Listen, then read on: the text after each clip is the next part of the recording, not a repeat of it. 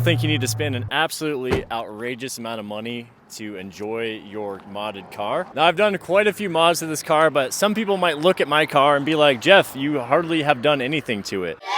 And that's the point of this video. I want to tell you guys that you don't need to spend so much money to make your car look cool. I'm not done. There's still a few things I want to do to this car.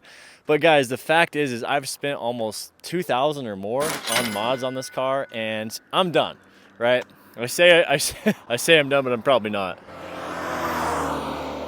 Man, that guy's cruising. There's so many people in this canyon that love to cruise. Oh, he's getting it. He's leaning. Dang. There's a lot of car mod myths that I want to talk about in this video, and this is just my opinion. You guys do what you want with your car. Slam it on the ground, scrape the frame, you know, spend $5 on wheels, and make sure your exhaust is so loud that your hearing damage just goes through the roof. Anyway, I'm joking about all that stuff. Yeah, I'm pretty happy with where I'm at with this car, and I just want to talk about a few of the car mod myths that you really don't need. And myth number one is super expensive wheels.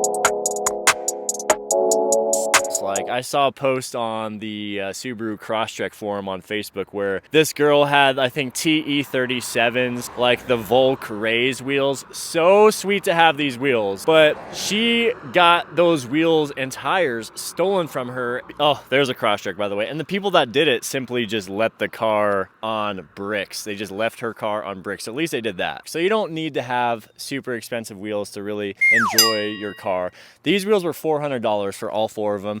One was a little scratched up, but that's a pretty killer deal. Second thing I want to talk about that you really don't need is a expensive turbo or an expensive forced induction mod.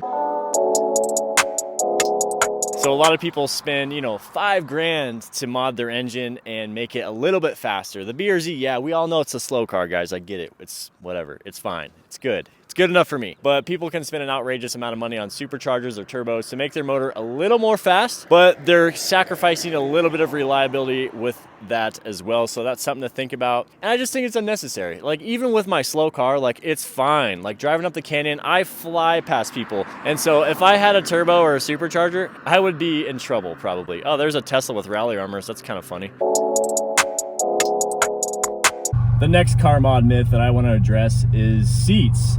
Some people like want those super crazy like Recaro bucket seats or whatever brands that are out there. I don't really know much about bucket seats, but in my opinion, it's totally unnecessary to have that seat unless you are on the track, and that's the only time I think a seat like that would really be beneficial.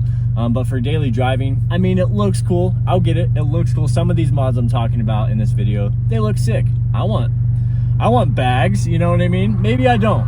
I don't know. I don't know what I want. I just want to enjoy my car and drive it. You see a lot of these builds. I remember when I was a kid, I would read Super Street.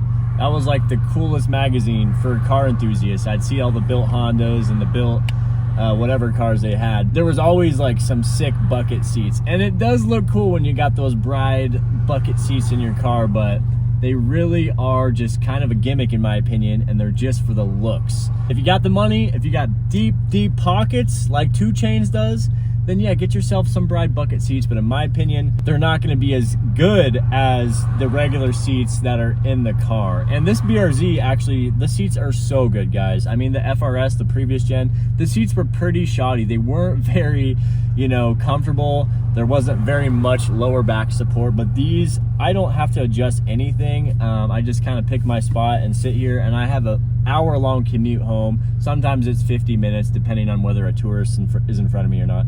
It's just crazy how much better the second gen seats are. On a side note, girlfriend's looking at getting the 2025 Civic SI, not the Type R. She was looking at the Type R, but now she's interested in the SI. If you guys have any comments about the SI, let us know.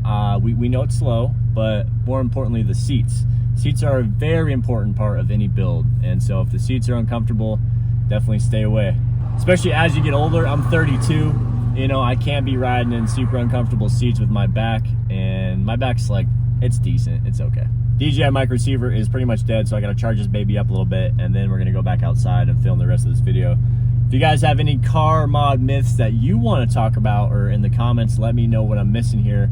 What's a car mod myth that people are always doing that you really don't need and that might not really help you that much? Another one while I'm in here is, I had this in my FRS, is a custom aftermarket shift knob, especially the weighted shift knobs. Now, if you know exactly what you want and it's like a full custom build, that might help you, but I found the balanced weight of the stock shift knob is perfectly fine for my needs. The last knob I did buy from Billet Works was kind of cool. It was like a cherry red knob that was weighted. It's a little heavier than the stock knob, but it didn't make that much of a difference for me. I think maybe if I had a short shifter, it might be more appropriate, but with the standard shifter, like I always say, guys, Subaru or whatever brand car you have, the way they design stuff is for a purpose. And so the second you start modding and tweaking too much stuff, it's cool, it's fun, but you're kind of stepping further and further away from how the car feels and how Subaru wants it to feel. And they do a great job. They calculate the weight how they want to make it. Now, kind of a controversial one, because on the FRS I did have a dark window tint, but with a small coupe car, I would say window tint is also another car mod myth that you really can live without. If you are super exposed to the sun all the time and maybe you are very sensitive eyes like I do, you might want tint, but in a car with very small areas for windows to exist in the first place, window tint's kind of overrated in my opinion. Another car mod myth I want to discuss is a giant wing. I think the wing on the VBWRX, like the STI style wing, looks good. I think like a low profile kind of wing looks good, but unless you're doing like Spam Subi's Gungman build where the wing is like out here, you got to have all those complementing parts before you put a big wing on your BRZ. Big wings, say big wing 5 times fast. Big wing, big wing, big wing, big wing. It's actually not that hard. But I do think it's kind of a myth to have that. It's not going to do much for you. I actually saw one post on Reddit where this dude literally put his big wing on backwards. Somebody in the comments like, yeah, if you put it on right, maybe that will look a little cooler. So anyway, guys, just relax with the big wings. Unless you got a full body kit, you got full coilovers and 18-inch by 10 wide, and you're set up for a wing. And then you got crazy downforce. You know what I mean? Like, unless your build complements a big wing, it's just a gimmick and it's a myth to have that, and it's not doing much for you. I like my little OEM spoiler. They actually call this a spoiler, which I think is kind of funny, from Subaru. Oh, that sun's setting. It's looking pretty good out here. I think I finally found the perfect spot to film videos in the canyon here. It's kind of nice right here. This is like the last little spot before tourists enter into Sedona proper. Woo! It's toasty in here. Okay, so the next mod that I think, next car mod myth I would say, is a cold air intake.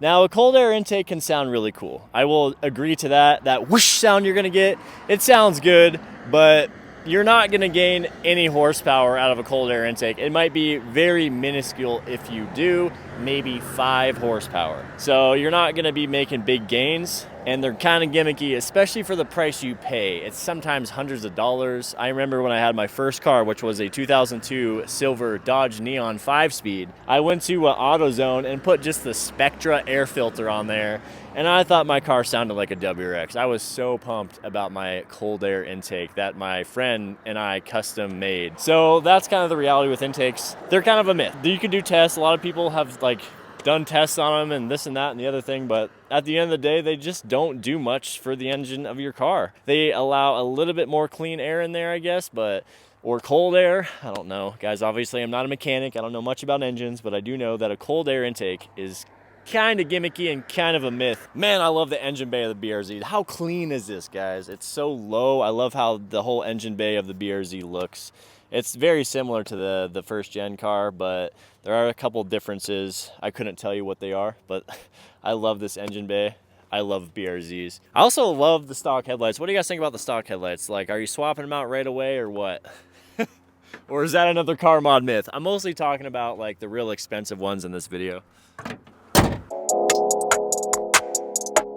All right, I guess the next one I want to talk about is just coilovers or bags. You know, they're very expensive, and the original suspension tuning on this car is so good going up the canyon. I really have confidence in every turn I'm making. When you lower a car on custom coilovers, it might be good for a track like if you're getting the Fortunatos, but if you're just doing it for stance, it's totally a different driving experience and not really the same amount of enjoyment, I would say, as the stock setup. And one of the biggest reasons why people get coilovers is they want their 18-inch wheels to look good. And I agree with that. I think it looks super cool to have that fitment perfectly flush.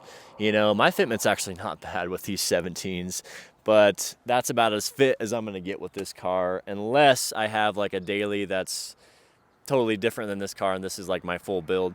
But you guys get what I'm saying. Like, I think it's, if your daily is this car, whatever enthusiast car you have, if it's your daily, you might regret getting coilovers too soon because they might take away from some things that you like about the way the car drives.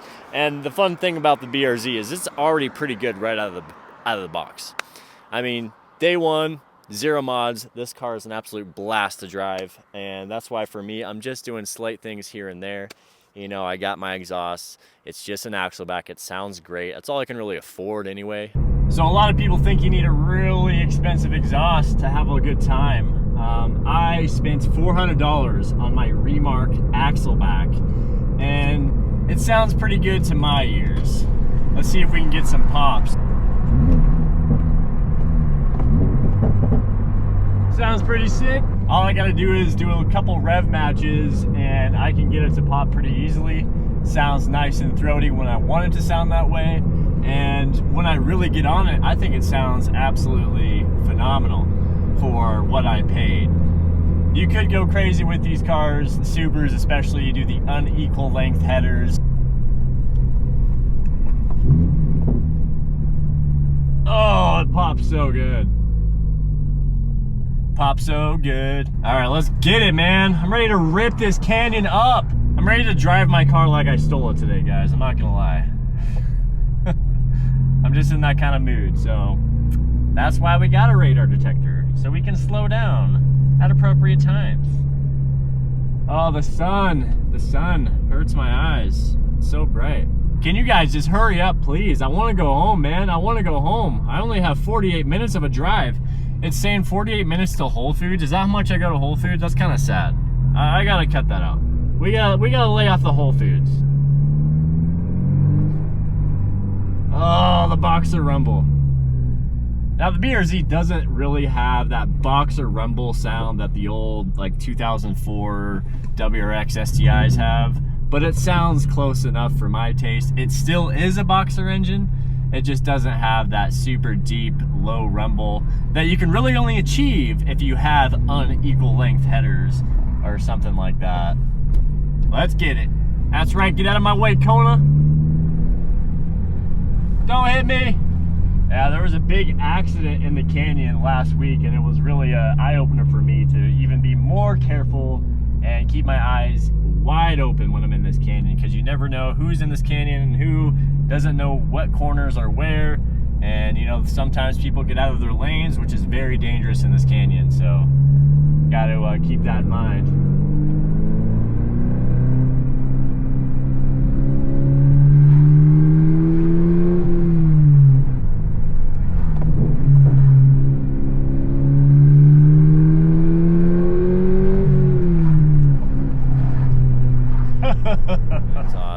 It's just an axle back. It sounds great. That's all I can really afford anyway. I gotta pay this baby off before I can really do some crazy stuff with it. I do think forced induction would be cool. I mean, I've been seeing some videos and there are some legit kits you can get, but then you gotta get a tune. It's just like, just enjoy what you have, you know. And I make these videos for myself too. Like, remind myself, dude, you got a cool car, enjoy it.